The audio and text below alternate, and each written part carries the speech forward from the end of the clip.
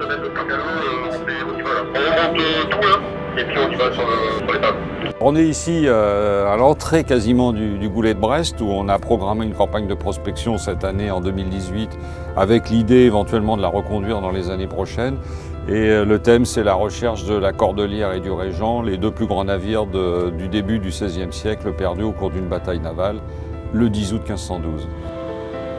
Alors par le passé, il y a eu des travaux précédents qui ont été réalisés pour rechercher les épaves de la Cordelière et du Régent. Et les hypothèses de travail amenaient à déterminer une zone de recherche qui était plus dans l'ouest de la zone qui nous occupe aujourd'hui. Mais dans le cadre de ce projet, on a repris l'ensemble des données archéologiques, historiques surtout, archivistiques, des données maritimes. On a essayé de recontextualiser la bataille et on a affiné une zone de recherche qui nous semble la zone de recherche la plus propice, soit à l'ouvert du Goulet de Brest. Et là, donc ça, le passage Icare, c'était 10 mètres aussi, je crois, ici. Quand on est revenu à faire naître ce projet, on s'est demandé qui pouvaient être les partenaires d'une telle recherche. Et l'un d'entre eux, évidemment, s'imposait, l'ENSTA Bretagne. C'est le régional de l'État. Et en plus, qui dispose d'une vraie compétence dans le domaine de la détection électronique. Donc, il nous a paru intéressant de les contacter. On s'est rendu compte qu'il y avait des synergies, des possibilités de développer des recherches en commun. Pendant un an, les étudiants de troisième année de l'option robotique ont essayé de proposer des solutions robotisées pour la recherche de la Cordelière. Alors on a étudié deux types de solutions, une à partir de bateaux de surface comme le BoatBot pour faire des mesures magnétiques et une autre à partir de robots sous-marins.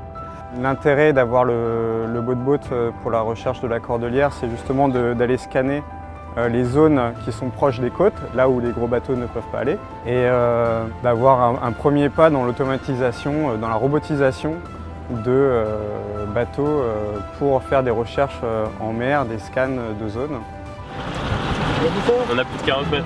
Alors dans le cadre de mon stage, j'ai participé à la conception de BoatBot.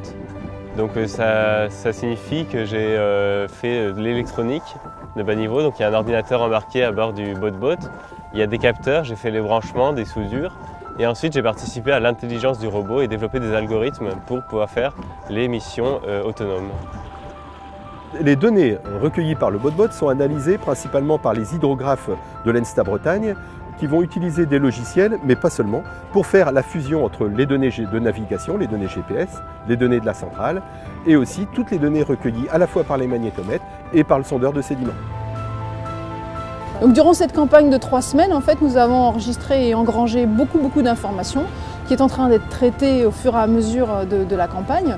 Et on a notamment déjà émergent du fond un certain nombre de vestiges, notamment donc une série d'encres, et puis des vestiges probablement d'une épave en bois. Donc on va investiguer pour savoir un petit peu plus ce dont il s'agit.